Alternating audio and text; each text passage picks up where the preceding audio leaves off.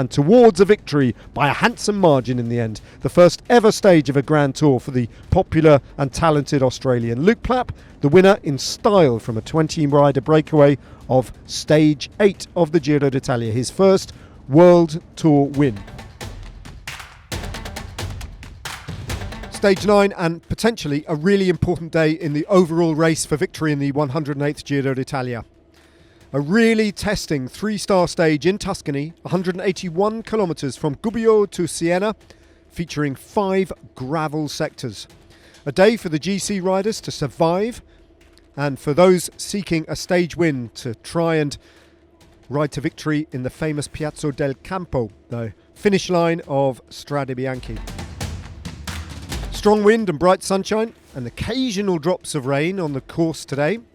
And a really big day for Diego Ulissi in the Maglia Rosa, the Italian from Tuscany, wearing the famous jersey for the first time in his long career. The winner of 8 stages of the Giro d'Italia, leading the race as the flag dropped and they went out from Gubbio.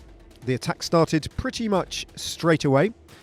Eventually a 4-rider group featuring 2 riders from Alpecin-Deceuninck, Caden Groves and Quentin Hermans, were joined by Luc Lamperty and Milan Fretin, as well as Taco van der Hoorn. 6 riders then, taking the first sprints, then the first King of the Mountains. Q6 36.5, controlling the pace behind for Tom Pidcock, as the race then went on to the first of the gravel sectors. The pace really high as the peloton entered, 1.5 minutes behind. Wout van Aert driving things on the first of 5 gravel sectors. Caden Groves still at the front of the group that started to disintegrate off the front of the race, losing Luc Lamperty. And straight away, Diego Ulissi in the Maglia Rosa on the back foot and conceding time. It was Quentin Hermans and Caden Groves who went off the front, and then Lucas Hamilton crashing, and Tom Pidcock and Primož Roglic caught out, and both of those riders, along with Brandon McNulty, crashing too. That left a group off the front featuring Isaac Del Toro of UAE Team Emirates and Egan Bernal with 2 teammates, including Brandon Rivera. Then Primož Roglic, already delayed, got a puncture which left him further off the back. Tom Pidcock also battling to try and work his way through the groups and back up to the front of the race. Juan Ayuso and all the other main contenders were in a group at 49 seconds that started to disintegrate under pressure from Ayuso, who closed the gap to his teammate Del Toro to around about 41 seconds. But at the front, Brandon Rivera, with Egan Bernal to look after, was still driving things on to the benefit of Isaac Del Toro and Wout van Aert, who found himself in the front group. Tom Pidcock taking the responsibility of leading the Roglic group, Group 3 on the road, closer to the Ayuso group but making no inroads, as Wout van Aert sat on, being piloted by those GC aspirants Ineos, closer to the finish line. Isaac Del Toro then attacking with 20 kilometres to go on the penultimate gravel sector to try and drop Wout van Aert and go clear, unsuccessfully. But that put Matthias Vacek into difficulty, who'd only just managed to latch on. Primož Roglic then attacking off the front, and at the very front of the race, Isaac Del Toro and Wout van Aert then on the final gravel sector, duelling it out for victory and going clear. That dispensed with Matthias Vacek and Egan Bernal, who by now had burnt through all his domestiques, and Isaac Del Toro really tried at this point to distance Wout van Aert.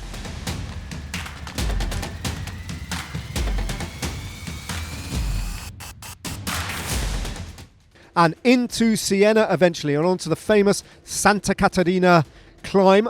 The steep slopes, which of course Wout van Aert knows so well, having raced to victory in Strade Bianche here 5 years ago in the COVID pandemic of 2020. Isaac Del Toro turning the screw and trying to drop Wout van Aert. Van Aert glued to the wheel of the young Mexican. The closer they got to the top of the climb, the more Del Toro tried to drop Van Aert, who stuck to him limpet-like, and they took the turn together. The famous right-handed turn. It's gone so deep, and Del Toro now might have a massive problem, and it's yellow, and it's called Wout van Aert. Van Aert now hitting the front. Del Toro threw everything at him. He objects to Wout van Aert taking his line, but Van Aert is trying to hit him while he's down and ride away on this descent to the line that he knows so well. Van Aert takes the racing line, takes the lead, looks round, checks, and sprints round the final series of turns with 200 metres to go to a victory that will please the cycling world, who feared for Van Aert over recent weeks and months. Del Toro, though, not out of it, as Van Aert skirts with disaster on that corner, sprints for the line and takes the win he has yearned for week after week and months of suffering. Van Aert, a winner at the Giro d'Italia in the Piazza del Campo. The battle for second place then between Giulio Ciccone and Carapaz, making gains in the GC.